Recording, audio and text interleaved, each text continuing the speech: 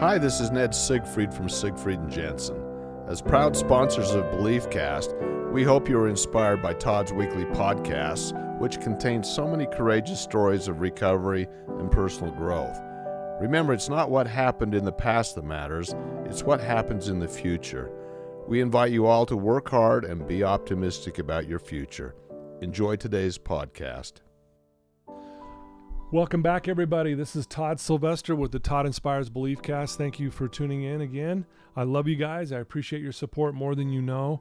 Keep sharing all these episodes because we're saving lives and we're just making a difference. And I've had some amazing guests on, and today's going to be no different. I do need to give a shout out to our sponsors, Wasatch Recovery, Siegfried and Jensen, Thread Wallets, Living Recovery Interventions, and my good friend Drew Peterson. And we have a bunch of silent sponsors too. You know who you are, so thank you for supporting this BeliefCast. It really does make a difference, and it allows us to get this out to more people. So thank you for believing in me. It means more than you know. Today is going to be an awesome episode because we're joined by Chalese Stevens. Chalese, thanks for joining us. Well, thank you for having me. Yes, she is the author of Finding 40, A Mother's Walk with Grief. We're going to obviously talk about how this even came about and when you lost your son, and we're going to get into that. And it's a very touching and heartfelt story. You talk a lot about grief and hope and how to get through these things, and you really are an inspiration. Well, thank you. I mean, honestly, the way you carry yourself and the way you've taken this tragedy and turned it into doing good for others, which has obviously helped you as well. But you're doing so much for other people. So I'm just excited. This is great to have you on. I'm excited too.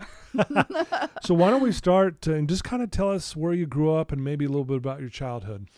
All right. Well, I was born in Turlock, California. Not many people know where that is. So if you do know, then I don't know where that is either. It's about an hour and a half south of Sacramento. Okay. So yeah, anyway, Central California. But I was born there. And then when I was just barely before I turned 5, we moved to Idaho because my dad got a job transfer. Okay. And so I grew up, I'm the oldest in my family. I have 2 younger brothers. And I was always that kid in the neighborhood that was starting clubs and starting like all of these things. And, you know, I always had to be the president, and I was gathering everyone together. But I love to have fun. I used to race the BMX bikes. I had a little purple elf bike. And so I did that when I was really young. Yeah. I was like 6. I love it. But yeah, I was that girl that through all the hard times. Then there were quite a few hard times in my childhood growing up, but I was always trying to make my family laugh, and I would put on little shows for them and, you know, entertain my brothers and help my mom and all those things and just try to put a smile on people's face. Yeah. Well, you definitely have a lot of energy and passion, and I know that's probably one of the things that makes you so successful at what you're doing now. And so were you always like this as a kid, even like just this confident, you know, kind of energetic person? I always had confidence and energy, but I mean, there were I like to say, like, I'm the most confident what's the word I'm looking for? Self-conscious person that you'll ever meet. Right. Okay. But like, I mean, I fought through a lot of that. I always loved to perform and show off and do all of that stuff. So I think that has carried with me for my whole life. Yeah. But I mean, it definitely, I like to talk about a lot of my story just because I know that it helps people. Yeah. And it makes me relatable, and I'm not afraid to put myself out there. Yeah.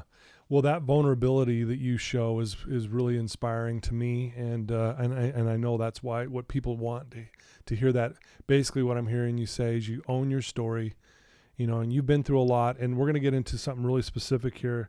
You know, in 2004, you faced your worst nightmare where you lost your 4-year-old son when he drowned at a local swimming pool. Yeah. I have kids of my own. I have a granddaughter who's 4. I can't even imagine what that is even like. I mean, it's one of those things I think every parent is afraid of, something like that happening. But you've gone through it. And But, from that day forward, you have transformed your journey into like healing your mind, body, and soul. You talk about grief and hope. And so tell us about that day, if that's okay. I know this is a really sensitive subject, but just kind of tell us what happened and kind of what was going on. So my friend and I she took her grandkids and I took my Caleb up to a water park, and we, we're having fun with the kids and everything like that. And, I'll make it brief, but, all of a sudden everybody was getting out of the pool, and I looked over because I was with the other mom that was there with her kids, and Caleb had been playing with her kids, and she had, older kids and stuff. But it was a really packed pool. This particular place actually sold 3 times the amount of season passes for that year. Oh, okay. And it was really crowded. Yeah. And they only had 2 lifeguards. And so I had just been talking to her. We were getting ready to leave. Is what was happening, which of course is that moment of like, if we left 5 minutes earlier, 5 minutes, if not 2. But I'm pretty sure what happened, because it's all kind of a blur, but we're pretty sure what happened was that there were some older kids jumping into the pool, and he was on the edge of it and knocked him out, basically. Oh, okay. And so everybody, when I finally realized that everybody was getting out of the pool, and life kind of slowed down to slow motion. Yeah. And I looked over and I was like, well, there's no way that's my son. Is what I said to myself, because that's obviously I knew, but that was my inner voice. And I started walking over there, and I was like, oh my gosh. And I usually when traumatic things happen, I'm very good at switching into autopilot mode and just handling the situation. I was a complete wreck. Oh man. And luckily there was a nurse that was there that was able to, she jumped in the pool because he was on the side of it. She jumped into the pool and started to coach the lifeguards through the CPR because they were 16 and 17. One had been there for 2 weeks. One had been there for 2 days. Oh man. And these are kids. No my daughter, my bonus daughter is about to turn 16, and thinking about her going through, they don't know. They don't know. And so I was so grateful, because my brain, even though I was certified in CPR and all of this stuff, when it's your kid, you're not there. You're not there. And so I was trying to stay calm, and my other friend that was there, she's like, try to sing him his favorite song, and I couldn't remember the words, and I was just sitting there, and I remember he turned his head over and threw up, and I was like, oh good, he's fine. He's gonna be fine. And the nurse was like, no, we can't feel a heartbeat, keep going. And I was like, what? And again, I don't remember a lot of this, but what my friend told me, because she was my sounding board at that point. Sure. She, they couldn't get a line in him. They couldn't get anything like that. The water park itself didn't have a defibrillator on site, which is legal. It was there. It's by law. You're supposed to have one. That, yeah. And they didn't have one. By the time the paramedics and everyone showed up, they couldn't get a line in. They couldn't. So they life flighted him. And normally the parents get to go with them, or the one parent. At least one. I wasn't able to go. So we had to drive down to Primary Children's Hospital, 20 minutes of agonizing. And of course it was the one day I forgot my cell phone. And so I didn't have a cell phone. And this was 18 years ago too. So, I mean, there was it was just so crazy. And when I walked into the Primary Children's, that I was waiting there for, it seemed like forever, but I'm sure it was only minutes. But they looked over and they were like, can we help you? And I was like, my son was just life flighted here. And they were like, oh, okay, just a minute. And the nurse came out and she's like, come back with me. And so I was like, okay, he's okay then, right? Because they were like, put her in consultation room number 5 or whatever. And then they're like, no, he's still in the room. And I was like, oh, good, he's okay then. Yeah. And she was like, no. And I collapsed. And it was just devastating. And I ended up being able to go and hold him. And I held him for, it seemed like hours, but I don't I don't know how long Yeah, it you was, don't and it even know. doesn't matter. Doesn't But matter. Yeah. you know, I had people show up, but I looked at my friend. I'm like, I can't call and tell. Like, how do you tell somebody that your Yeah, son is dead? Yeah. What do you say? Like, and I was like, because you know, there's that fear of judgment of like, now I like, you know, when you always, as a mom, you always feel like you're doing something wrong, but when you lose a child in your care, Yeah. it's like there's nothing that heals that except for time. Yeah. So that's the day. Wow. Thank you for sharing that. I can't even imagine, like I said earlier, and anyone listening to this is just, you know, I'm sure they're filling their hearts right now going, oh my goodness, this is, you know, this is unbelievable. You know, so you go through this, obviously it's a very difficult, unimaginable thing. I know this is a hard question, but you know, what was it like, you know, weeks, months, years after, like how are you trying to get through this? Because again, you're heavy grief, which I know you talk a lot about in your book, but let's talk about that for a minute. Well, honestly, it was sometimes one breath at a time, if I could even take it. Jeez. Like that, when it first happens, like you have everybody around you. Everybody's here to console you and to love on you and everything like that. And you know, literally help feed me at one point because I wasn't eating. And so they, like, there was, you know, so many things. I knew that one day, because I kept getting like, you get a lot of gifts and books and all these things. And the books that I got, they were like how to get through grief, how to do this. And I'm like, you know, in my grieving head, I knew that there was no one could tell me how I'm supposed to get through this, especially if you've never been through it. Sure, right. And I wasn't able to I closed myself off, because normally, like we were talking about earlier, I'm very outgoing. I surround myself with people. I'm very involved. Sure, yeah. And at this point, I shut everyone out. Yeah.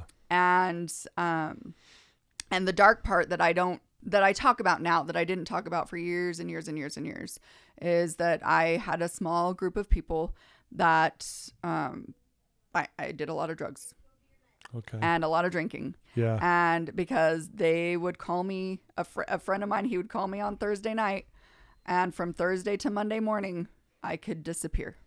Yeah. And that's what I did for a while. And it didn't last for a long time. Because I also had my friend that was with me.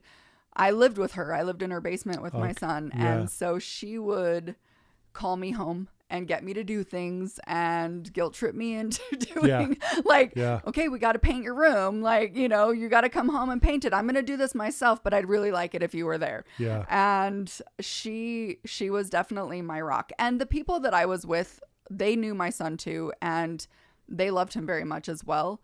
And that was their way of coping. And they weren't doing it to be malicious and mean. And to this day, I mean, it's been, like I said, it will be 18 years in June. Yeah. To this day, we're close. Like, we don't always talk because we've gone our separate ways, and, you know, but there is that bond that we all share. And it's not like some drug dealer was like taking me in. Like, it wasn't that. It was their only way to know how to comfort and love and support me. Yeah. And I truly believe that it helped save me, though. Yeah, I was thinking what a blessing to have this friend who was just doing their best. Like, let's keep you busy. Let's have you do something. Mm-hmm. And maybe those are just those little things, just enough to get you through the next day. Yep. You know, to get you to get through whatever you're feeling in that moment. So that is amazing. Yeah. And yeah, we all need friends like that in those moments, especially. And it's great to hear that you guys are still tight. And that's amazing. Yeah, it's really cool. And the better part of that story, because that is a story that, like I said, I pushed away all my family. I didn't want to have that, because I was always the protector in my family. I was always the fixer. I was always the one that everyone would come to when they needed something. And that was the one time in my life where I was like, no. And so to this day, we're still healing those relationships because of that. Yeah. And again, anyone can understand what you've been through. Like, I can see why that happened. Yeah. But yeah, wow. Well, you talk a lot about healing, your mind, body, and soul. Can you explain that? Because explain what that looks like, and what was that journey like for you, and how did you get to that point where you finally go, okay, I'm going to do something different. I'm done. Not that you were done grieving, but it's like, I'm going to do something with this. Done self-medicating. Yes. Yeah. So the most beautiful experience happened and devastating at the same time, actually. My friend that I was telling you about, that we went with her granddaughters, she had a daughter that was my age about, and her daughter was in the Peace Corps in Africa, and she got into a really terrible accident and was life flighted to South Africa. And that's a cool story in and of itself. I tell the whole story in my book, but yeah, long story short, I was like, I have nothing here. I wasn't married. I didn't have any other kids. She was my sounding board. Yeah. And so I'm like, I'm going with you, because there's no way that what happened to me is going to happen to you if I have anything to do with it. Right. Yeah.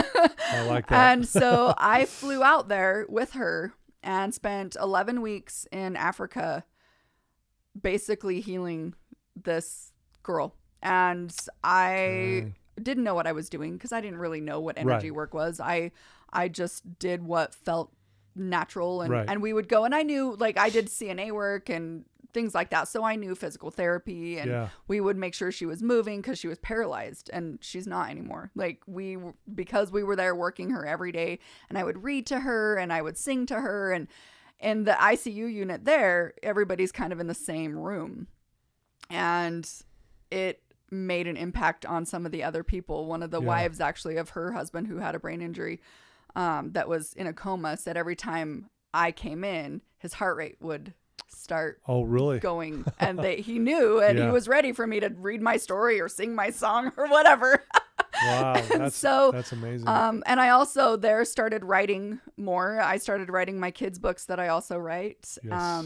And I was able to detach from my life and be there for her. And I mean, I made some friends there, and and even went on a few dates with this guy, and because it was separating myself from reality. And being in an ICU unit 24/7 is very exhausting. Oh man. And so we were able to do that, though, and truly I feel that that's what started propelling me towards who I am now.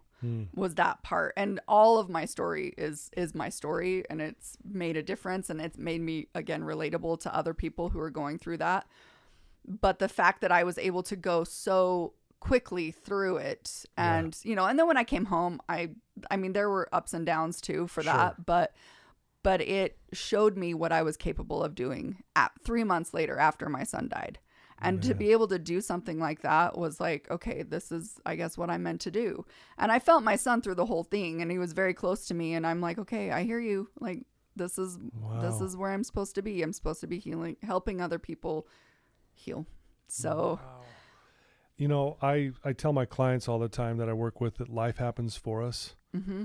And even, something tragic like this led you to something that beautiful experience in South Africa, and to do what you're doing now. So you have this realization, you're like, you know what, this is what I should be doing. This is what I need to be doing. So tell us what you started doing, on a personal level, because obviously you're helping, but what did you do individually to help you at that point? So at that point, it's healing is messy. It's a messy process, and it's never okay, I'm on this road of let's climb up the ladder. There's a lot of broken rings on that ladder, you know? And, so it's been, like I said, it'll be 18 years in June. And this whole time, it's never been just an uphill climb. It's Sometimes you climb a little bit, you camp out for a little bit, Yeah. you get over that boulder the next morning if you get up the next morning. Right. Yeah, totally. And you fight through the demons and all those things, and it's definitely that journey. And when I look back, I'm like, man, I could have been so much further along in my journey if I only did blah blah blah. But when I really look back at my journey, because it took me 15 years to write my book, because I just couldn't do it. But I knew that every time I wrote in my journal, or every time I wrote a poem, or every time I wrote something, because writing is my release. Writing is my biggest your therapy, healer. Of anything. Every time I did something like that, I knew what it was meant to be. I knew what I was doing it for and working towards. And finally, I was like, I can't put this off anymore. Like, it's time. And it was right when COVID hit and everybody was isolated. And I had my book launch on Zoom in May of 2020. Right in the heart of it, right? Right in the heart of it. And I was like, here we go. Like, this is time. And I'm not, and that whole process was healing and exhausting in and of itself. Like, and I just got the audio files to put my book on audio tape. And I'm like, oh, I don't know if I can go through this again. Well, yeah. Being one who's written a book, congratulations, because this is no easy thing. Yeah. It is, right. At least, I mean, it took me 7 years to launch my first book. It is difficult. Yeah. And, but I love how you're like, I don't care. It's May of 2020. We're still doing this. Yep. And you did it. I think that's fantastic. Yeah. Yeah.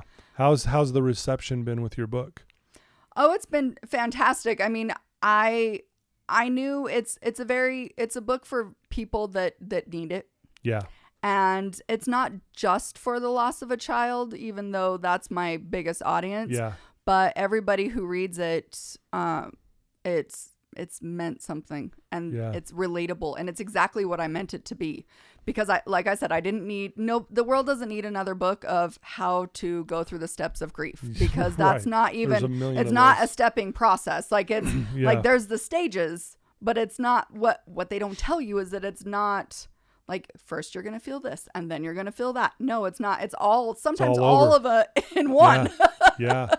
And then it feels like it goes away and then it comes back. Yeah, and exactly. And it's I remember there were times when I'm like, oh, I think I'm through this process. Like, obviously, like, I'm still sad, but I'm like, I'm not grieving anymore. Yeah. But what I've realized is that grief is a lifelong process. Yeah. And you don't always feel the heaviness of it, but sometimes you do again. Sometimes you go through the whole entire grief stage again. Yeah. And like I know I keep saying it's 18 years. It'll be 18 years since he's passed in June.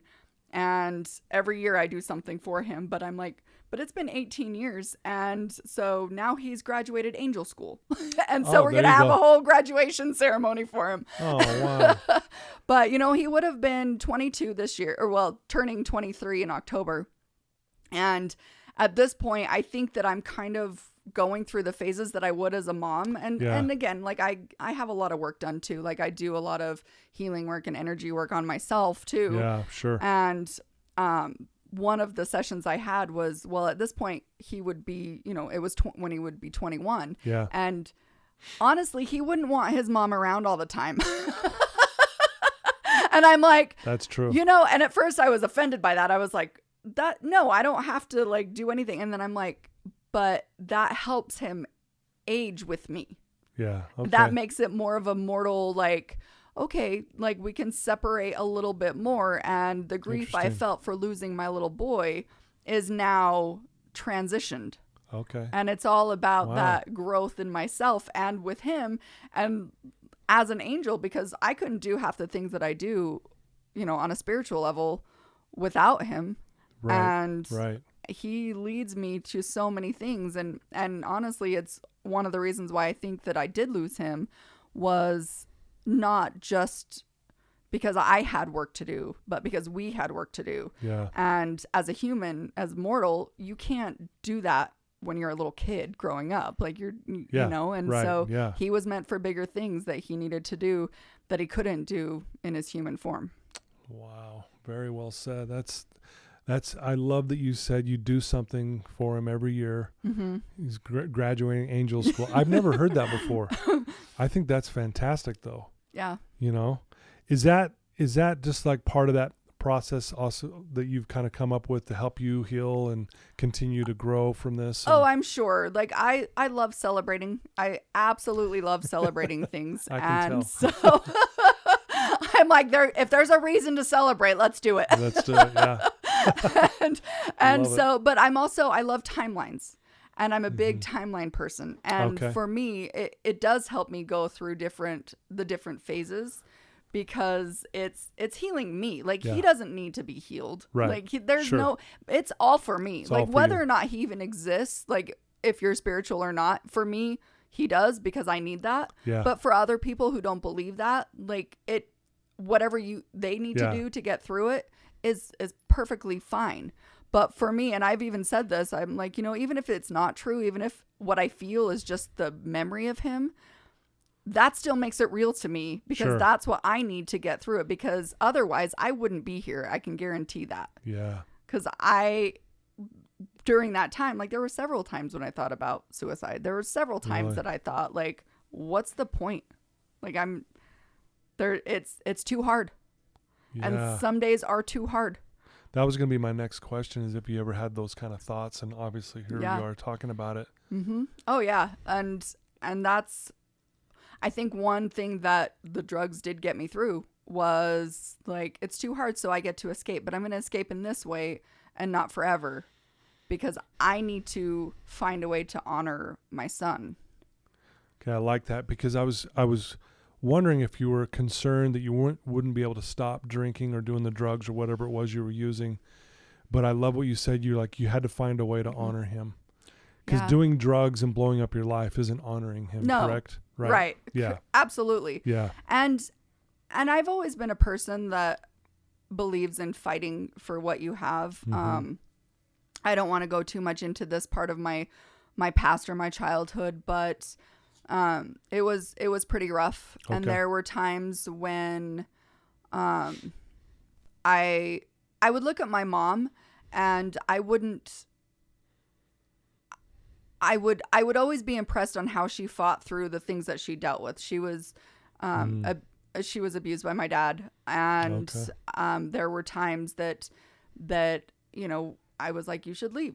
I was that kid at a little and being like, what are you still doing here, Mom? Like you need to be more than this. Like, I'll help you. And we did run away to the women's shelter a couple of times, and we did do things, and I would protect my brothers, because my mom couldn't. And not that they like, and that was the weird thing. Like, I was never physically abused as a child. My brothers a little bit, but not like bad. Right. Yeah. But there were a lot of demons that my dad was facing, and he doesn't have, we don't have a very strong relationship now, because I had to get out of that. And, and I think my biggest battle, including the drugs, and that's where a lot of it came in, was allowing myself to find my way out of toxic behaviors and relationships. And I battled a lot of those. And to this day, like I'm finally in a healthy relationship. But we found this great quote that said, everybody says how amazing it is when you get out of toxic relationships, but nobody tells you how hard it is to get into a healthy relationship after being in a toxic one. Oh yeah. And that hit me hard, because I'm like, it is like, you're a mirror to each other when you want to do healthy things, you want to have healthy behaviors, but you've never known how to do that. And so you got to figure it out. Yeah. Right. Yeah. And again, there's the ladder that you're like, why are all these rungs broken? It's like, where is it? I guess we got to fix it. Yeah. Good thing he's a handyman. Yeah. There you go. Yeah. Wow. No. And again, it's interesting how, as I'm listening to your story, you go back to, when you were describing your childhood, how you were the planner and you were the president of the clubs and organizing and being, basically, like a go-getter and getting things done. I see how that's how you are now even. Yeah. Like, it's interesting how you've kind of taken the rings of this, and you're like, I'm going to do the best with this. I'm going to honor my son, and I'm going to make this work. Mm-hmm. And it's almost like you had those skills when you were this little kid. Yeah.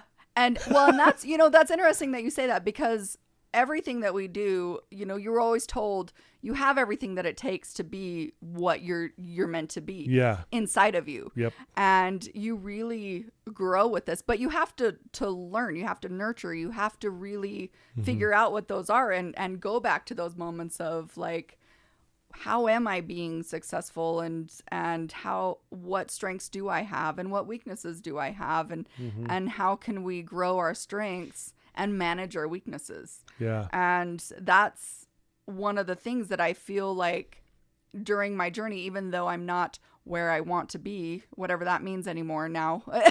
Yeah. But because honestly, like I've gotten to a point where I know I'm exactly where I'm meant to be. And there's even a little bit of fear of like, okay, like things are really taking off. Oh, am I ready for this? But everything that I've been through has gotten me to this point. And even jobs and those relationships and the kids and their relationships now, like all of this has brought me here. And it's exactly where I'm supposed to be, because for whatever reason for whatever people I'm supposed to influence or impact, they're exactly where they need to be to hear me now. Yeah.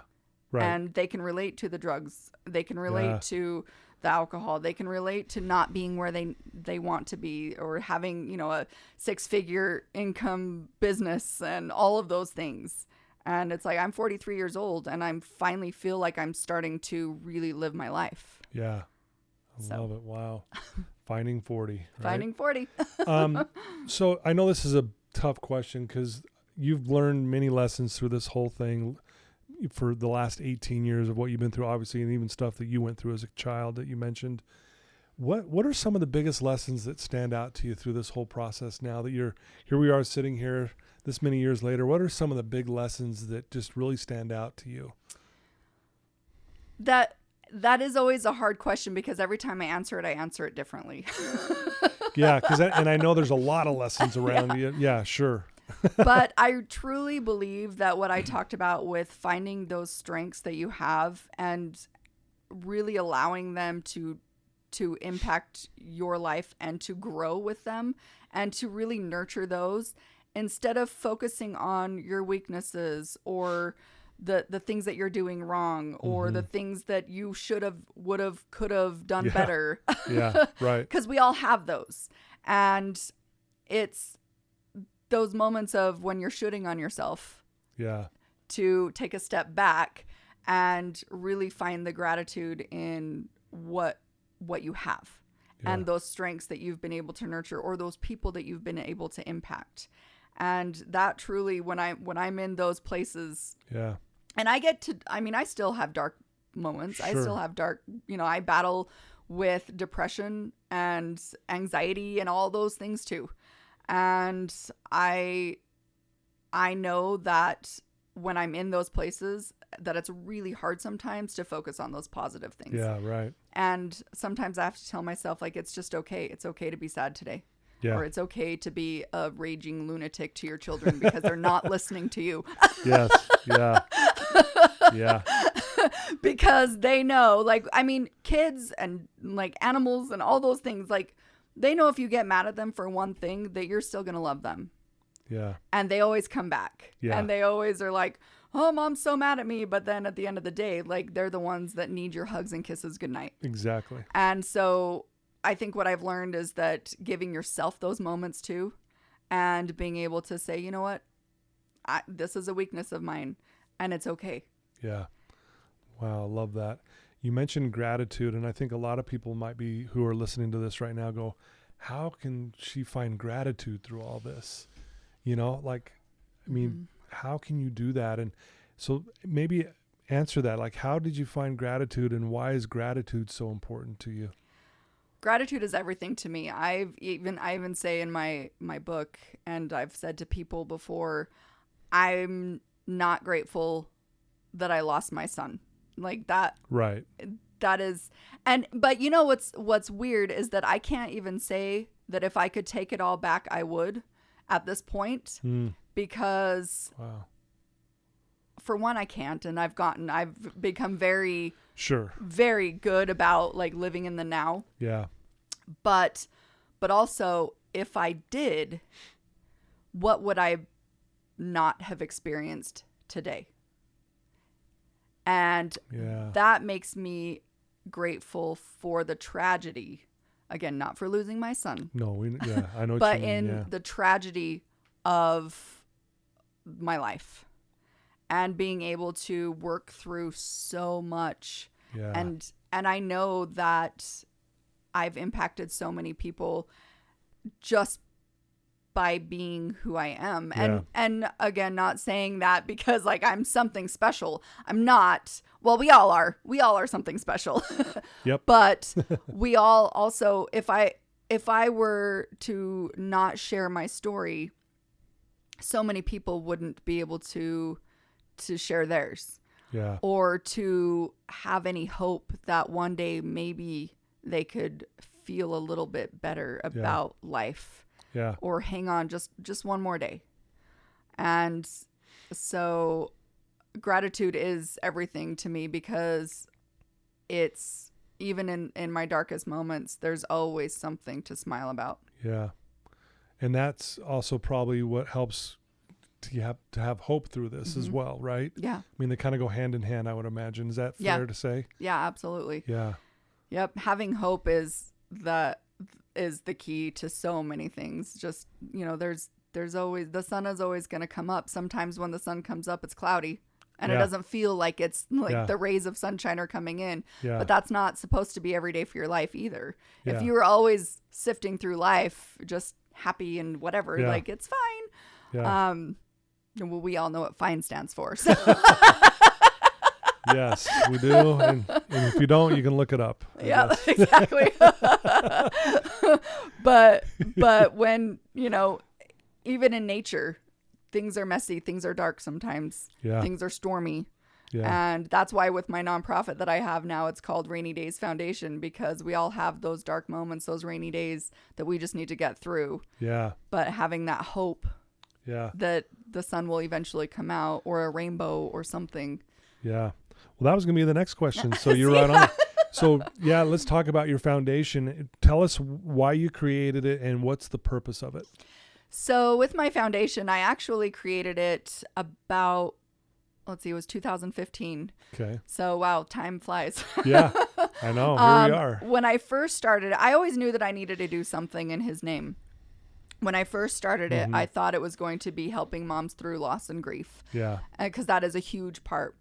Then it became when I, knowing that I went to Africa, and I've helped other friends whose kids were in the hospital or who's, going through a lot of trials and things like that. I was like, well, maybe it's trauma and tragedy that I'm helping people through. Yeah.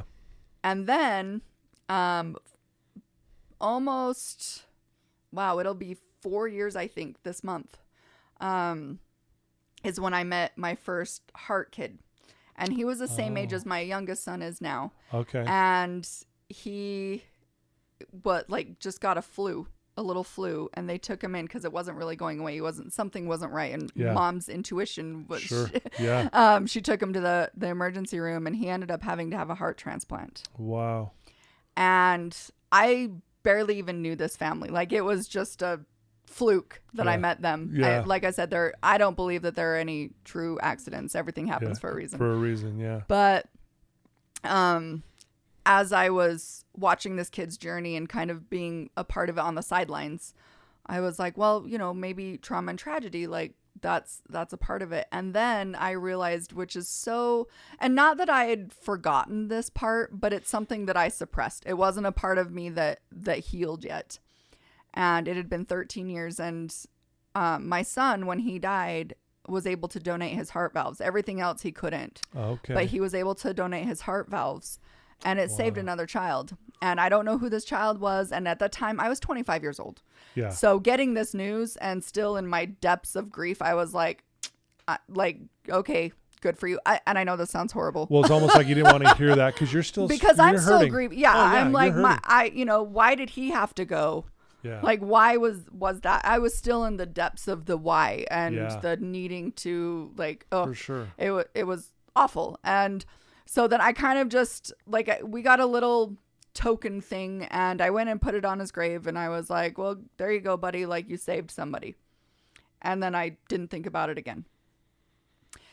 13 years later, I was talking to the dad of this kid, and I was like, oh my gosh, you're waiting, because he was talking about this, about like, I feel so horrible because there was a kid, ironically, that drowned, and on the TV when his son was waiting for a heart, and he was like, it makes me feel so guilty because I wonder if it would be a good match.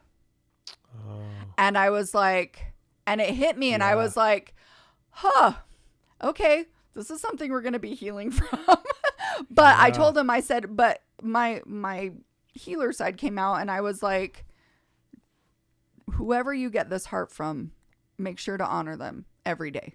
Yeah. Because every time you look at your son, you're going to see them too. For sure. And he was like, I'm on the same page. And then at that point, like, and I talked to the mom about it, and like, we really they were open to this conversation, which was beautiful. And I needed it, and they needed it. And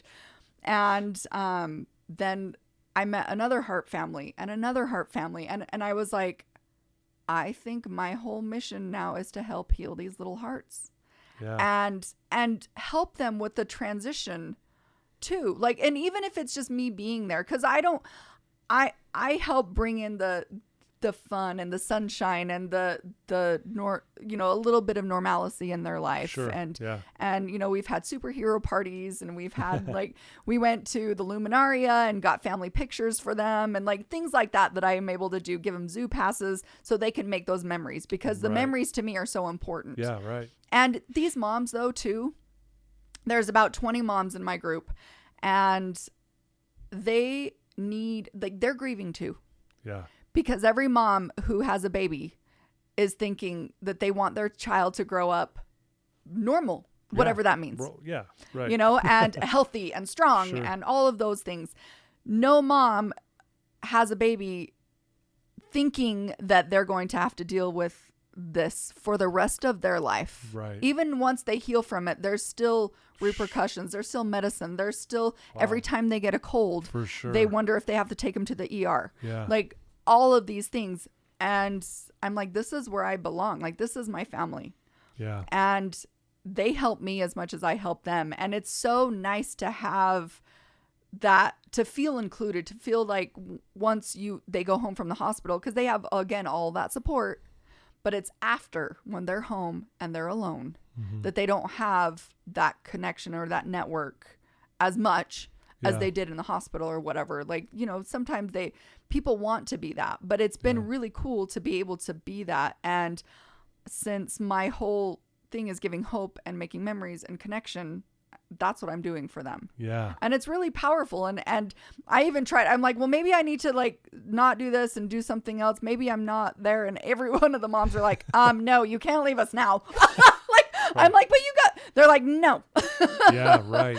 So, and we've become really good friends, and it's again, that family. And even though when you go, just like the friends that I had, like even when you go your separate ways, you always have that moment of, you did this for me, even if it was that one time when you gave me a hug and told me that I can make it till tomorrow. Yeah. Like that was everything to me that day. Dang. That is so beautiful that you're doing that. And wow, that just puts life in perspective when you say it like that. Those hugs, choking me up there. Well, you're doing a lot of great things.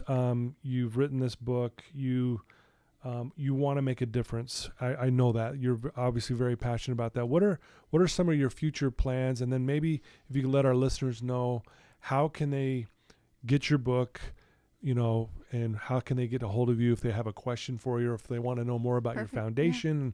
Just give us all that information. So I have a couple of different webs. You can get my book on Amazon.com or Barnes & Noble. Okay. And you can find me on my website. I have chalesetalks.com and then rainydaysfoundation.com.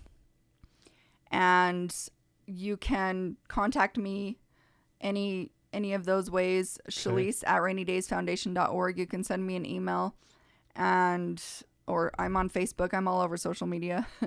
So I guess you're going to put up. Yes, this will all be in the show notes that people can link to for sure. But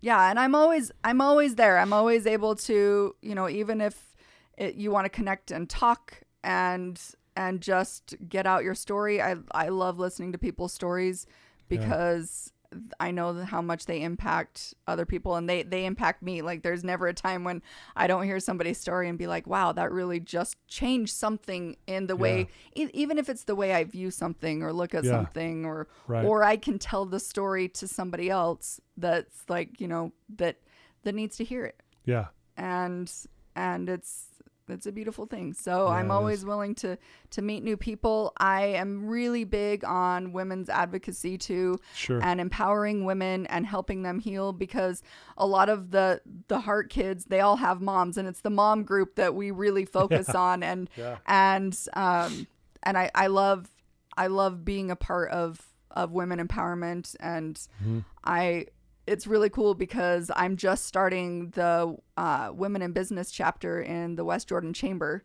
Oh, right on. Yeah, that just is happening this week. And I'm getting involved with a website called Win-Win Women. And it's just all about empowering other women and being there, because so many women don't feel like what they have is worth sharing. Yeah. And a lot of people also, like, they have so much that they can offer the world, and they don't feel like they're enough. Yeah. And I want to help people understand that they are. Wow. And it's their story that makes them that way, no matter what it is. It doesn't have to be loss. But it's so much of what we deal with, whether it's losing a job, losing a grandparent. That we just lost another grandparent this week too. And like, grief is something that we all deal with. And it's just moving forward and moving through that, and not feeling like you need to suppress it or hide that. It's to share it and to help others. Wow. Beautifully said. Thank you for sharing that. I love what you said earlier too, which we mentioned about how you honor your son every year, Caleb, with these things that you're doing. I would say you're honoring him by doing this today with me. So thank you. And thank you. And I believe that he's here with us, and it's just really just heart touching the way you handled this pain and stuff, and this tragedy you've been through. It's a great example to all of us. And so I'm glad that our listeners got to hear your story, because you are proof that as hard as it can be, you can get through this. Obviously, you had help along the way, and that's why you're here, is to help. So I encourage all of our listeners to reach out to you if they're struggling. Go get your book, check out your websites and things like that, and maybe get involved in some of these groups that you're in and that kind of thing. So, but yeah, we need more people like you who have been through tough times, who have made it through it. And now you're being vulnerable and sharing back with everybody. I think it's fantastic. Well, thank you. Very neat. Well, thank you for taking some time with us today. Absolutely. Honestly, it really means a lot. It's taken us a minute to finally connect. We've had one thing after the other. It seems like getting in the way, but like we talked about earlier, this timing is perfect for this. And I really believe we're going to save some lives by what you've shared today. And again, listeners, go check out our book, Finding 40, A Mother's Walk with Grief. And she's amazing. Thank you. Really, truly, I love your energy and love your passion about what you're doing, and you really are someone that we need to look up to. So, thank you for being here. Thank you so much. Yeah. Well, there you go, folks. I told you this was going to be another amazing episode. Please reach out to her, and please check out our website. And if you can't get a hold of her for some reason, reach out to me and I'll make sure you guys get lined up. But I love you guys. Again, thanks to our sponsors. Thank you for tuning in and believing in this whole cause that we're doing here. It's just fantastic. I mean, I just found out we're like ranked in the top 100 in mental health in the world. Oh, that's so awesome. Blows my mind. That's amazing. But it's because it's people like you coming on and just being vulnerable and sharing, because this is relatable, because so many people have gone through this. So anyway, thank you. Thank you. You're amazing, and I love how you honor your son every year by doing these kind of things. So, thank you. Thank you. Love you guys. Thanks for tuning in, and until next time.